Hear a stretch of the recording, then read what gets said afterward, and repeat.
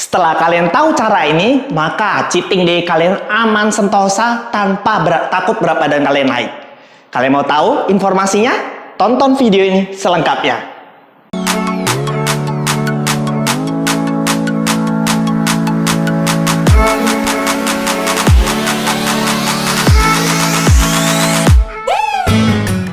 Hai Sobat Langsing, kembali lagi dengan saya Coach Andri di YouTube channel kami, Evolution Fitness Coach. Di video kali ini, saya akan menjelaskan bagaimana cara cheating day tanpa khawatir berat badan kalian naik. Sebelum saya menjelaskan lebih lanjut, tidak bosan-bosannya saya mengingatkan bagi teman-teman untuk segera subscribe dan nyalakan lonceng notifikasi untuk mendapatkan video-video terbaru dari kami. Oke, tanpa perpanjang kata lagi, kita masuk ke materi utama kita. Oke, kali ini kita akan mencari cara cheating day tanpa khawatir berat badan kalian akan naik, ya. Kita bahas terlebih dahulu, menurut kalian sebenarnya itu cheating day itu apa sih menurut kalian ya? Coba dong share di kolom komentar. Kalian bisa pause dulu video ini, saya tunggu ya. Kalian bisa pause dulu, kalian tulis di kolom komentar menurut kalian itu cheating day itu seperti apa. Coba tulis. Oke, saya tunggu ya. 3, 2, 1. Oke, cukup. Kita samakan persepsi terlebih dahulu bahwa sebenarnya cheating day itu apa sih? Nah, sebenarnya cheating day itu sebenarnya mirip dengan refeed day. Nah, orang tanya cheating day itu apa? Tapi kok malah dikasih taunya refeed day lagi? Oke, refeed day itu adalah sebenarnya salah satu strategi yang sering digunakan di kompetisi bodybuilding ataupun atlet lainnya. Saya nggak tahu, maksudnya saya nggak bisa sebutkan semuanya. Bodybuilding contohnya, dan yang memiliki kadar persentase lemak di bawah 12%, dan mereka tujuannya untuk menurunkan hormon lapar mereka. Mereka melakukan refeed day ini, memanipulasi metabolisme tubuh, dan yang terakhir mengurangi output hormon tiroid, dan masih banyak lainnya lagi sebenarnya fungsi dari refeed day ini. Dan di sini refeed day bedanya apa sih sama cheating day? Tadi kan bilang mirip, berarti nggak 100% sama dong. Refeed day itu sifatnya lebih terstruktur. Contohnya kayak gimana? Contohnya gini, kebutuhan, katakan sebenarnya kebutuhan kalian TDE 2200, jadi kalian makan di 1700. Jadi di Senin, Selasa, Rabu kalian makan di 1700. Tapi di hari Kamis kalian makan lebih banyak. Seperti itu teman-teman. Nah, dan di Jumat, Sabtu kalian kembali lagi makan lebih sedikit 1700, dan hari Minggu di 2000 kembali. Jadi intinya adalah di refeed day kalian konsumsi makanan lebih banyak, maksudnya seperti itu, ya. Tapi kalau dengan cheating day itu tidak terstruktur. Nah, katakan kalian seumpamanya Senin sampai Sabtu makan di 1700 kalori, tapi di hari Minggu kalian nggak hitung. Ya, kalau mungkin kalian mau hitung, mungkin bisa sampai 5000 kalori. Seperti itu. Dan ini sebenarnya kalian bukan jadi defisit lagi ya, malah jadinya impas. Yang defisit yang kalian selama 6 hari ini jadi sia-sia karena kalian melakukan cheating day yang kebablasan. Seperti itu. Jadi itu dia dengan kata cheating day.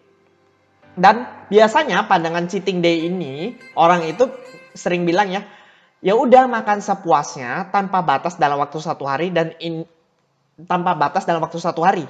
Dan masalahnya ini bisa menimbulkan hubungan yang buruk terhadap makanan. Itu dia masalahnya. Dan di sini juga bisa menyebabkan hubungan yang buruk dengan makanan tuh gimana sih maksudnya coach? Oke, jadi kalian itu jadi bisa menyebutnya bahwa ini makanan yang baik dan ini makanan yang buruk. Nah, ini disebut dengan hubungan makanan dengan makanan yang buruk, seperti itu. Dan kenapa cheating day tidak saya rekomendasi? Ini pendapat saya pribadi ya, tapi kalau ada orang yang bisa menolak atau apa terserah, tapi ini pendapat saya pribadi kenapa saya tidak merekomendasikan cheating day.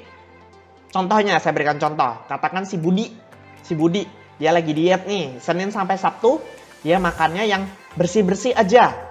Ini sarapan, terus makan siangnya ini, salad, paginya makan dada ayam sama brokoli, sama mungkin apa lagi, terus siangnya makan salad. Terus sorenya karena agak lapar makan apel. Terus malamnya makan ikan dipanggang dan salad lagi. Nah, jadi Senin sampai Sabtunya ini makan ini terus, dan akhirnya dia berpikir, oke, aku karena Senin sampai Sabtu udah makannya yang sehat dan udah kalori defisit. Oke, aku hari Minggu aku mau cheating day nih. Mau cheating day. Oke, balas dendam akhirnya cheating day. Jadi mereka udah berpikir nih, planning. Dari pagi aku biasanya nggak bisa makan nasi kuning. Oke, kali ini aku mau makan nasi kuning double porsi. Makan porsinya double. Oke. Terus makan siangnya aku pingin, biasanya hari biasa aku nggak bisa makan nasi padang. Oke, jadi aku di cheating day ini aku pingin makan nasi padang. Ya. Terus karena habis makan nasi padang pedes, terus panas cuacanya, pengen dong boba karena ya hari biasa nggak pernah, maksudnya bener-bener ketat dietnya, jadi pengen boba, yaudah terus sore-sore mulai lapar nih, pingin cemilannya apa? Bakso. Nah akhirnya oke, makan bakso. Nah makan bakso pedas juga ya, kadang-kadang juga pengen juga yang manis-manis juga, pingin yang dingin, yaudah es krim. Ya, pesan langsung yang besar karena mumpung cheating day seperti itu. Dan terakhir makan malamnya, oke, kali ini cheating day, ini makanan yang terakhir, aku pengen makan pizza karena hari biasa aku nggak bisa makan aneh-aneh. Aku pinginnya makannya pizza nih hari Minggu yang seperti itu. Jadi makannya sampai 1 loyang bahkan. Dan biasanya yang kayak gini tuh terjadi di cheating day. Orang menganggap cheating day itu makan sepuas-puasnya. Itu dia masalahnya kenapa saya tidak merekomendasikan yang namanya cheating day. Seperti itu. Dan ini bisa membuat proses turun berat badan kalian gagal. Tidak terjadi penurunan berat badan. Bahkan bisa naik justru. Karena over kalori surplus dalam 1 hari tersebut. Itu dia masalah. Ya kalau 1 hari, kalau 2 hari, kalau 3 hari. Wah udah bisa jadi surplus. Bisa naik malah berat badan kalian. Dan capek deh. Kamu tujuannya pingin turun berat badan tapi malah naik. Atau bahkan stuck jadinya. Jadi kalau nggak cheating day, boleh nggak cheating meal aja coach? Ya sekali makan aja sih, masa nggak boleh sih? Nah kalau saya pribadi, saya tidak perlu disebut dengan cheating. Kalau kalian pengen makan ya makan aja, tapi atur porsinya, coba atur komposisi makanannya juga. Jadi kalian tuh nggak perlu sebut namanya cheating-cheatingan. Udah pengen makan, tapi atur porsinya, atur frekuensinya, atur komposisi makanannya. Saya nggak akan jelaskan tentang komposisi makanan di video ini ya. Jadi ini nggak menimbulkan stres dalam tubuh kalian. Kalian merasa bersalah seperti itu. Dan siklus cheating day yang sering terjadi juga itu seperti ini. Mulai dari cheating nih, kalap, makan. Habis itu merasa bersalah. Terus diet ketat. Habis diet ketat, dia merasa stres. Cheating lagi, kalap. Terus saja muter seperti ini, terus saja muter. Berat badannya bukan turun, ya malah naik. Bukan hanya masalah berat badan, tapi masalah kesehatan mentalnya. Mereka juga bisa bermasalah kalau seperti ini terus. Jadi itu dia alasan kenapa saya kurang setuju dengan istilah cheating day, karena konotasinya seringkali negatif. Seperti itu. Terus gimana caranya diet tapi tetap bisa menikmati makanan kesukaan? Katanya diet boleh makan makanan kesukaan. Oke. Caranya nggak perlu disebut cheating, itu yang pertama tipsnya. Ikutin prinsip ini, yaitu 75-80% makanan kalian berikan untuk makanan yang bergizi. Tentunya komposisi yang lengkap ya. Makanan bergizi. 20 dan 25%-nya kasih makan makanan kesukaan kalian. Jadi intinya adalah kalian ikuti prinsip ini, 75-80% bergizi, 20-25% makanan kesukaan.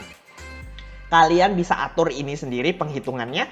Kalau kalian menghitung kalori bisa dihitung dengan kalori. Kalau kalian bisa dengan metode porsi tangan bisa juga, nggak masalah ya. Dan setiap hari boleh kayak gitu coach? Jawabannya boleh, kenapa enggak? Jadi nggak harus nunggu 1 hari cheating day. Pas kalian pengen nih, contoh kalian pengen pizza, ya udah makan 1 slice cukup gitu loh. Daripada kalian oke, aku tahan pizza, aku jadi makannya jadi 1 loyang di hari Minggu. Terus kalian pengen es krim biasanya, oke, aku biasa setengah aja udah cukup. Oke, aku jadi maunya 3 scoop. Nah itu dong yang membuat masalahnya adalah mindset kalian. Jadi akan berpikir seperti, oke, aku kumpulin pengen sepuas-puasnya hari Minggu makan. Jadi kalau nggak hari Minggu tuh nggak boleh cheating day. Seperti itu. Itu loh yang sering terjadi. Jadi itu dia alasannya kenapa saya kurang merekomendasikan kata-kata cheating day. Dan orang bilang sih, tadi bilang 75-80%, 20-25% makanan yang kesukaan. Tapi kalau ada acara keluarga itu susah. Mau hari raya, contohkan lebaran kemarin. Atau bahkan ada acara apa atau apa gitu. Susah coach ngatur makannya. Ya jawaban saya ya selalu ngomong gini, nggak perlu khawatir. Yang penting kalian bisa atur porsi dan frekuensinya. Atur komposisinya juga sebisa mungkin kalian bisa atur. Nggak usah perfect, nggak perlu, sebisa mungkin aja. Atur aja porsinya, frekuensi, nggak perlu terlalu khawatir. Nikmati momen tersebut. Back on the track setelah itu, segera. Oke? Oke, dan yang terakhir ini, saya selalu mau ngomong hidup itu bukan masalah tentang diet aja loh masalahnya.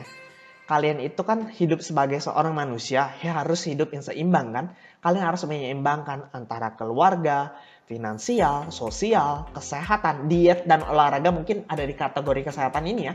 Dan yang terakhir mental.